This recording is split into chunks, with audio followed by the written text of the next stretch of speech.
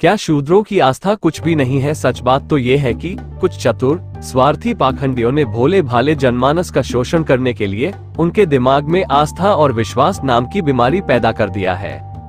संत कबीर जी कहते हैं, एक किसान का बछड़ा मर गया, गाय दूध देना बंद कर दिया। किसान ने मरे हुए बछड़े के अंदर भूसा भरकर उसे खड़ा कर दिया।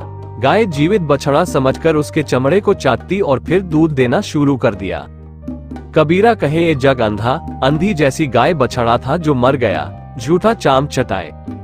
आज त्योहार और व्रत रखने वाले अंध भक्तों की मन स्थिति इस अंधी गाय की तरह है। असली माई और नकली माई की पहचान ही नहीं है। देश की अब जागृति जनता उस हर इंसान को, चाहे वो किसी पद या पोस्ट में कितने भी ऊंचे ओहदे पर बैठा हो, अपने आप को ज्ञानी और विद्वान समझता हो, लेकिन यदि वो सावन महीने को पवित्र समझकर भोले शंकर से बिना कर्म किए फल प्राप्ति की आशा में पढ़ाई लिखाई काम धंधा नौकरी छोड़कर कावा कंधे पर लेकर धोता है, उसकी तुलना गधे से करना गधे का ही अपमान है। यदि वो करवा चौथ की ढोंगी कथा कहानियों को सही मानकर उसकी पूजा पाठ करते हुए अपनी उम्र बढ़ाने का ढोंग करता है, ऐसे लोगों को समझदार जनता मूर्ख और जाहिल ही समझती है। यदि वो इंसान की मूड़ी को कटने के बाद हाथी की मूड़ी को जोड़कर जीवित करने गणेश जी पर विश्वास करता है, उसकी पूजा पाठ करते हुए फल प्राप्ति की उम्मीद करता है, ऐसे लोगों को आज के वैज्ञानिक युग में समझदार जनता जाहिल और अंधविश्वासी समझती है।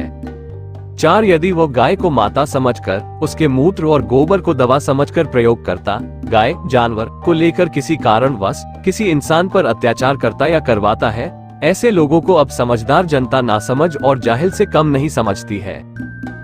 यदि कोई नदी को माई समझकर उसकी आरती करता है, पंडितों से पूजा करवाता है, उनके पैर पूजता है और उन्हें दान दक्षिणा देता है तथा उस पूजा से अच्छे फल प्राप्ति की कामना करता है, ऐसे लोगों को अब समझदार जनता अनपढ़ गंवार और पाखंडी से कम नहीं समझती है।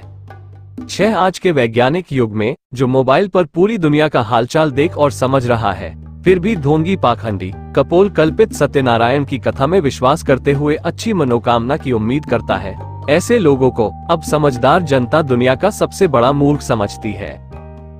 जो लोग हजारों साल से धर्म के नाम पर जात पात ऊंच नीच छुआछूत पाप पुण्य आदि दिमागी मानसिक कचरे को साफ करने के बजाय उसे बढ़ाने में मदद कर रहे हैं और स्वच्छ भारत का अभियान चलाकर सिर्फ देश की जनता के साथ ढोंग कर रहे हैं, ऐसे लोगों को भी समझदार जनता किसी षड्यंत्रकारी से कम नहीं समझती है।